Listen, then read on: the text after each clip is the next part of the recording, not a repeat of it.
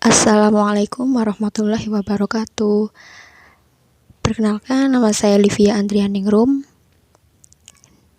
Saya dari Prodi Manajemen Dakwah, Fakultas Dakwah IAIN Salatiga.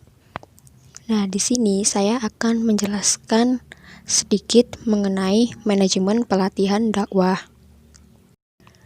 Jadi, manajemen pelatihan dakwah adalah sebuah proses perencanaan, pengorganisasian, pelaksanaan, pengendalian, serta evaluasi kegiatan dan penggunaan semua sumber daya organisasi dalam pelaksanaan program yang berhubungan dengan peningkatan pengetahuan, pengembangan keterampilan, upaya perubahan sikap dan perilaku mad'u ke arah yang diridhoi.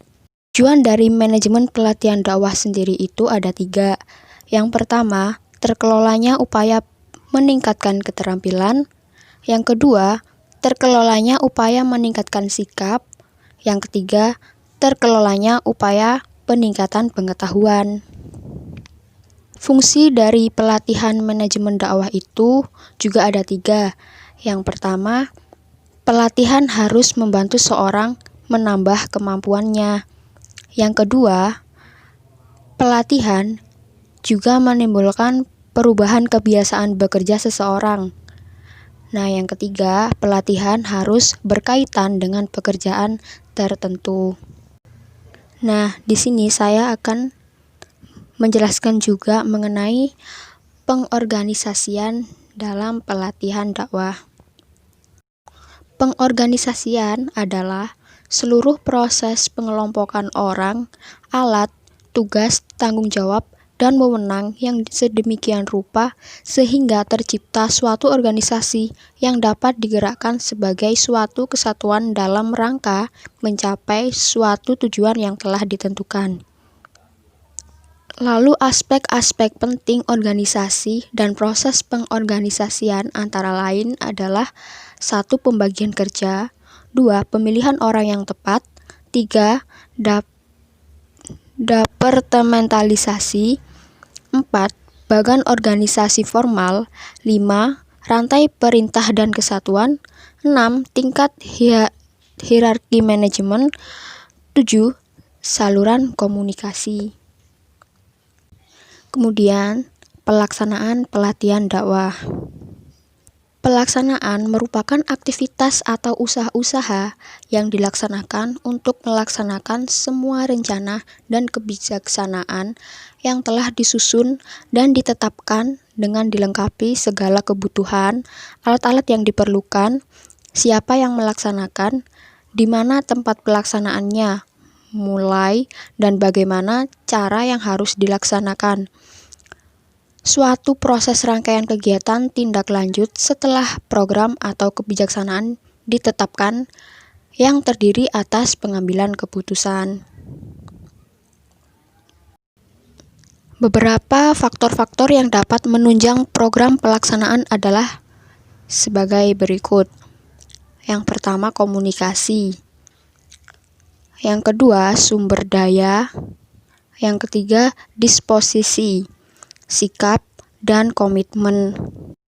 Langkah-langkah pelaksanaan dakwah. Yang pertama, memantapkan persiapan belajar. Yang kedua, mencermati materi pelatihan dakwah. Yang ketiga, mencermati pelatihan dalam pelatihan dakwah.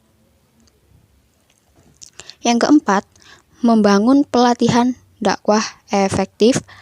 Yang kelima, setelah memperhatikan beberapa poin tadi yang paling utama dalam pelatihan, yaitu yang pertama, pembukaan untuk mengawali pelaksanaan pelatihan berlangsung. Selanjutnya mengenai pengawasan pelatihan dakwah. Pengawasan merupakan salah satu fungsi manajemen. Dalam bahasa Inggris, fungsi pengawasan ini dinamakan dengan controlling. Fungsi pengawasan dapat dikatakan sebagai kegiatan yang digunakan untuk memastikan apakah yang telah direncanakan dan diorganisasikan dapat berjalan dengan semestinya atau tidak. Beberapa berikut ini merupakan hubungan fungsi pengawasan dan fungsi manajerial lainnya. 1. Mencegah berbagai penyimpangan. Yang kedua, memperbaiki penyimpangan yang terjadi. Yang ketiga, membuat organisasi dan kegiatan manajemen menjadi dinamis. Yang keempat, mempertabel rasa tanggung jawab. Ciri-ciri pengawasan dakwah. Ciri-cirinya sebagai berikut. Yang pertama, pengawasan merefleksikan sikap dari berbagai kegiatan yang dilaksanakan. Yang kedua, pengawasan harus memberikan tentang adanya deviasi dari rencana. Yang ketiga, pengawasan menunjukkan pengecualian pada titik-titik strategi tertentu. Yang keempat, objektif dalam melakukan pengawasan. Yang kelima, keluasan pengawasan. Yang keenam, pengawasan harus diperhitungkan pola dasar organisasi. Yang ketujuh, efisiensi pelaksanaan pengawasan. Yang kedelapan, pemahaman sistem pengawasan oleh semua pihak yang terlibat. Yang kesembilan, pengawasan mencari yang tidak beres. Dan yang terakhir, ke-10, pengawasan harus bersifat membimbing. Oke teman-teman, sekian penjelasan dari saya. Semoga teman-teman semua bisa memahami penjelasan yang telah saya jelaskan. Sekian dan mohon maaf apabila ada salah kata atau kurang dalam menjelaskan. Wassalamualaikum warahmatullahi wabarakatuh.